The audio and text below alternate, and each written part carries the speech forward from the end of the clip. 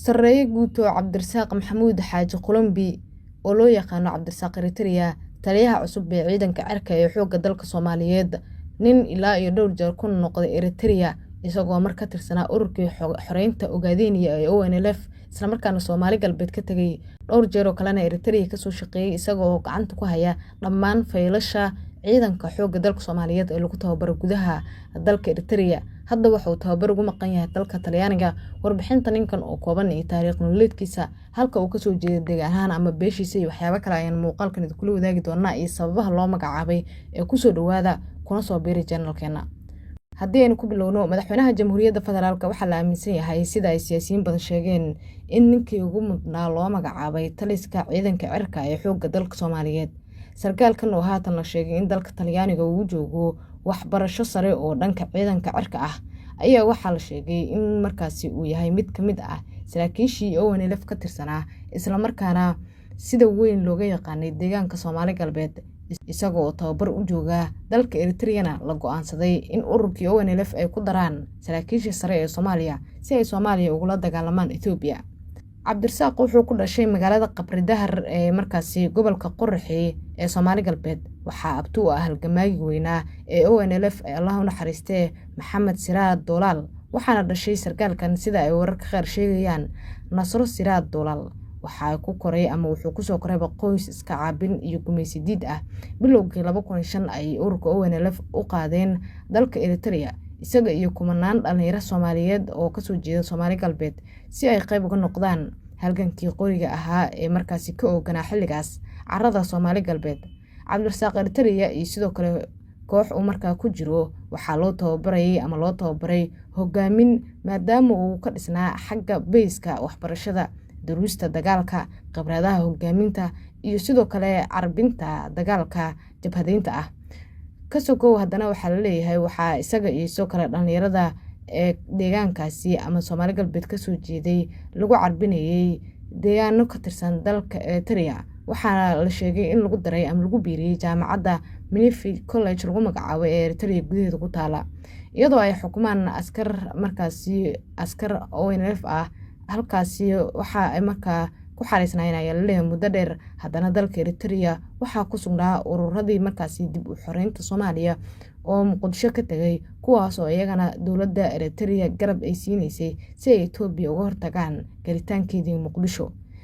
xilligaas waddanka Eritrea dadka jooga waxaa la leeyahay waqtigaas maadaama waqti tababarro ciidamo badan la siinayay ay ahayd dad aad u fara badan oo Soomaaliyeed ayaa joogay ilaa heer dadka qaar ay gaarsiiyeen inay isla ekaayeen dadka Eritreaanka ah iyo dadka kale ee ka soo kala jeeda Soomaali galbeed iyo Jamhuuriyadda Federaalka Soomaaliya ee halkaas dana kale oo kala duwan u jooga. haddaba ururkii ONLF oo saameyn ku lahaa dhaqdhaqaaqii markaasi Muqdisho ka socday ayaa go'aansaday in ay 25 ka mid ah dhalinyaradii ay hogaaminta markaasi u tababartay ay markaa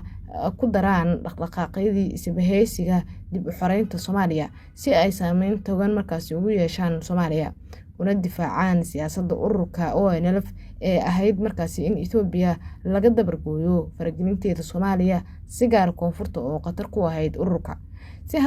si haddaba markaasi taas loo fuliyo waxaa loo baahnaaday in rag qaarkood ka soo jeeda beelaha dega koonfurta Soomaaliya ama kuwooda ugu tunka weyn markaasi oo Cabdirasaaq Eritrea uu ka mid ahaa in lagu soo daro saraakiisha ama dadka ka howlgalaya Soomaaliya. Cabdirasaaq Eritrea waxaa la sheegay inuu yahay hawiye jidla ah waxa uu ka mid noqday saraakiishaas dhalinyarada ah ee ONLF u xulatay fulinta howshaas. xafiisyo ayaa loo furay halkaas ayuuna markaasi ka bilowday isbarashadii Fahad Yaasiin Xaaji Daahir iyo sidoo kale Cabdirasaaq Eritrea. sidaas ayna kooxdaasi uga soo galeen dhanka Eritrea gudaha Soomaaliya iyagoo Soomaaliya loo soo wareejiyay si ay shaqadooda u bilaabaan. shaqadii ahayd in Itoobiya ay siyaasiyan iyo ciidan ahaanba ay markaa uga dhex diraan gudaha Soomaaliya. waxaa la leeyahay saraakiishan waa ay qabteen 80% shaqadaas. ragga maanta ama ragga xilligaas 25 ah ee koonfurta loo soo diray waxay hadda si weyn ugu jiraan saraakiisha ciidanka xoogga dalka, xildhibaano iyo sidoo kale meelo kale oo muhiim ah ay xilal ka hayaan. saaxiibtinimada Afwerki ama madaxweynaha Eritrea iyo sidoo kale madaxweynihii hore Maxamed Cabdullaahi Farmaajo waxa unkay ama bilaabay Cabdirasaaq Eritrea ayaa la leeyahay oo hadda ama ilaa haddaba ah wakiilka Soomaaliya ee dalkaasi gaar ahaan dhanka ciidamada ninka wakiilka u ah. waxaa la sheegay in sarkaalkan uu si weyn gacanta ugu hayay ama uu guud ahaanba gacanta ku hayay faylasha askarta Soomaaliyeed ee lagu tababarayay gudaha dalka Eritrea ee ciidamada cirka kuwa markaasi badda iyo sidoo kale kuwa dhulka ah oo ay ugu xooganayeen kuwa dhulka. Cabdirasaaq Eritrea waxaa la sheegay ama dadka qaar oo saraakiil ahaa ama askar sidoo kale ahaa ee tababarka ku soo qaatay dalka Eritrea waxay sheegeen ninkan inuu yahay nin aad u adag isla markaana shaqadiisa aan marlaba ogolaan karin in la fargeliyo. Siyaasiyiinta qaar oo baraha bulshada wax ku qoray waxa ay leeyihiin Cabdirasaaq Eritrea waxa ay dhibaato ka imaan doontaa markii uu isku dayo madaxweynaha jamhuuriyadda inuu xafiiskiisa fargeliyo. Cabdirasaaq Eritrea wuxuu ka tirsanaa raggii uu 2020kii uu Xasan Sheekh Maxamuud sheegay inay galeen dagaalka Ethiopia iyo Eritrea ayaa la leeyahay oo halkaasi ay ku wada dhinteen, balse markan waxaa madaxweyne Xasan uu magacaabay in uu noqdo taliyaha ciidanka cirka maadaama uu weli nool yahay oo uusan geriyoon. Sareeye guud Cabdirasaaq Maxamuud Xaaji Qulumbi ayaa lagu magacaabaa waxaana ay magaca Eritrea ku soo raacday ayaa la leeyahay ku noqnoqoshadiisa dalka Eritrea mar isagoo ah ONLF, mar isagoo ah sargaal ka tirsan ciidanka xoogga, mar isagoo ah dablo ka tirsan ciidanka xoogga iyo marar kale oo aad ugu noqnoqday. waxaa hadda ay si weyn iskugu dhow yihiin madaxweynaha jamhuuriyadda federaalka Xasan Sheekh Maxamuud taasoo keentay in ninkan loo magacaabo taliska ciidanka cirka. ciidanka cirka dowladda Soomaaliya hadda waxay ku wadaa dib u dhis ballaaran iyo sidoo kale in ay markaasi dib u habayso oo ay siiso ciidankan awoodo ay ku maamuli karaan shaqooyinka hawada ee Soomaaliya iyadoo markaasi hadda ay helayaan ciidamadan diyaarado badan oo casri ah iyo kuwa qumaatiga u kaca ee ciidanka xoogga dalka oo iyaga ay si gaar ah gacanta ugu hayaan. ciidankan oo ka tirsan ciidanka xoogga dalka isla markaana ah ciidanka cirka ee Soomaaliya waxay hadda qayb weyn ku leeyihiin dagaalada ka dhanka Al-Shabaab iyagoo duqeymaha ugu badan fuliya isla markaana hadda lagu kalsoonaaday isla markaana gacanta ay ku hayaan diyaaradaha ay Soomaaliya leedahay.